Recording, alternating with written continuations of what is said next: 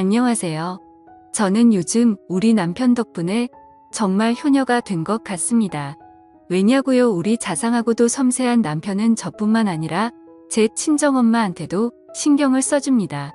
친정엄마가 어디 아프시다고 하면 바로 병원으로 모시고 가지고 뭐 먹고 싶다고 저에게 얘기를 해서 남편에게 말을 하면 남편이 바로 알아듣고 바로 음식점을 예약을 하고 그럽니다. 그리고는 다음부터는 저한테 직접 말씀하시라고 굳이 집 사람에게 말해서 보답 느끼게 하면 저도 그런 거 싫다고 말을 합니다. 세상 어떤 남자도 부럽지 않을 만큼 저한테도 저희 친정엄마한테도 잘해주는 우리 남편을 저는 너무 자랑스러워합니다. 그래서 친구들한테도 우리 남편 내 친정엄마한테도 엄청나게 잘해준다고 입이 아플 정도로 자랑했습니다. 니네 남편은 평생을 살아도 친정에 뭐 해다 준 거 있냐고 하면서 애들이 절 재수없어 할 때까지 자랑을 했습니다. 그런데 저를 예전부터 조금 시기를 하던 친구가 저에게 야, 네 남편 혹시 네 친정엄마 돈 보고 네 친정엄마랑 바람다면 어떡하냐고 하더라고요. 야, 그럼 정말 꿀잼일 텐데 하면서 비웃듯이 저에게 말을 했습니다. 저는 그 말에 야, 너 선 넘는다 자제해라 하고 조금 정색을 하고 말했습니다. 그러자 친구는 흐뭇하면서 딴청을 피우더군요. 그런데 저도 여자인지라 남편이 저에게만 잘해주면 되는데 굳이 저희 친정엄마에게 이렇게 잘해주는 이유가 궁금했습니다. 진짜 우리 집 돈 때문일까 아니면 정말 혹시 우리 친정엄마랑 하는 생각이 들었습니다. 저는 그래서 친정엄마랑 남편이 그런 사이인지 아닌지 확인을 하기 위해 조금 남편의 뒤를 밟았습니다. 그런데 정말 제가 그동안 몰랐던 것들을 알게 되었습니다. 남편은 그동안 저 몰래 저희 친정엄마를 자주 만났던 거예요. 친정엄마는 사실 다른 나이 드신 주부와는 다르게 조금 젊어 보이고 관리를 아주 잘한 편입니다. 그래서 어떨 때는 저보다 어려 보여서 친정엄마한테 조금 자격지심이 있는 편입니다. 그래서 결혼을 하고 나서부터는 친정집에 찾아가는 게 자연스레 줄어들어서 친정엄마가 뭐하고 사시는지 관심이 없었습니다. 그런데 저 모르게 우리 남편을 만나서 엄청 호의호식을 하고 있더군요. 남편은 저희 친정엄마를 데리고 저와는 한 번도 가본 적이 없는 고급 레스토랑에 아쿠아리움 그리고 심지어 미술관과 전시회 등 보통의 여자들이 자신의 남자친구 또는 남편과 같이 가고 싶어하는 곳들을 갔습니다. 제가 자신들을 미행하고 있다는 것은 눈치채지 못하고 온갖 연인들이 할 수 있는 행동도 서슴지 않고 있습니다. 손을 잡는 것은 기본이며 얼굴에 뭐가 묻었으면 그 크기 큰 손으로 자신에게는 장모인 여자의 얼굴을 살포시 잡으며 휴지로 닦아주는 그런 행동까지 했습니다. 그리고 더욱 저를 부들부들 떨리게 하고 열이 받게 한 것은 호텔이었습니다. 저도 남편과 살면서 한 번도 가본 적이 없는 호텔이었습니다. 집에서 그냥 밥 먹거나 여행을 가도 그냥 당일치기로 갔다 오는 것을 좋아하는 남편이었는데 제가 알던 남편은 다른 사람이었습니다. 자기 장모와 함께 있는 남편 놈은 활짝 웃으며 어떤 호텔이 좋을까 또는 장모에게 자기라고 부르며 어느 호텔을 가야 더 좋은 서비스를 받을 수 있을까 등등 저한테는 전혀 보이지 않았던 모습들을 보이며 저를 더욱 비참하게 만들었습니다. 저는 그렇게 둘이 미행하던 도중 갑자기 너무 비참한 나머지 도중에 집으로 돌아왔습니다. 나는 이제 남편에게 관심거리 중에 10분의 1 정도도 차지하지 못하는 건가 하는 생각과 함께 정말 남편을 어떻게 해야 하지 온갖 생각이 들었습니다.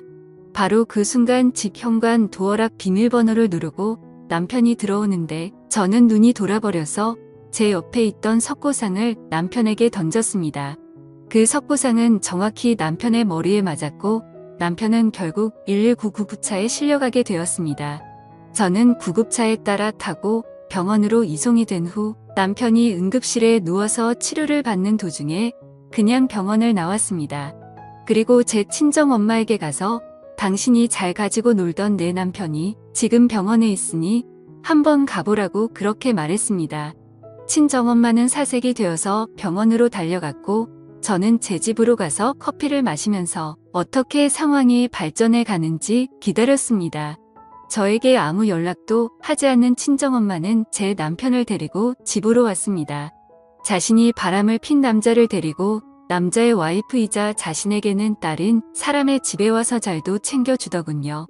저는 그런 여자를 보고 저를 낳아준 제 엄마라는 사실도 잊은 채 그녀의 얼굴에 물을 끼얹었습니다. 그때 손에 남편의 얼굴을 닦아줄 물이 담긴 대야통이 있었는데 그게 날아가서 온 집안 바닥이 물바다가 되었죠.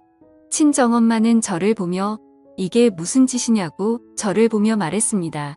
저는 제 친정엄마에게 얼굴에 철판을 깔아도 유분수지 딸이 떡하니 앞에 앉아있는데 딸의 남편하고 그렇게 바람을 피냐고 그러자 그 순간 친정엄마는 저를 노려보던 눈빛이 조금 흔들리더군요. 도대체 당신의 머릿속에는 뭐가 들었냐고 그렇게 남자가 굶어서 딸의 남편이라는 것도 있고 그렇게 남의 남자를 건드리냐고 소리를 질렀습니다. 친정엄마는 그 말을 듣고 얼굴이 축 처지는 표정을 지으며 식탁에 앉아 있었습니다. 그리고 나서 그래, 네 아빠는 날 여자로 보지도 않고 이제는 그냥 식모 취급을 하는데 나도 여자다. 남자한테 사랑을 받고 싶고 잠자리를 하고 싶었다. 그런데 남편은 나의 여자 취급도 안 하지 내 눈에 들어오는 건 사이뿐이지. 그래서 이러는 게 잘못됐다는 것을 알고도 멈출 수가 없었다고 담화를 하였습니다. 저는 눈 하나 깜짝하지 않고 그 말을 다 듣고 나서 몰래 켜둔 녹음기를 보이며 그러냐고 이걸 남편에게 들려줘도 상관이 없겠네 하며 친정엄마에게 말했습니다.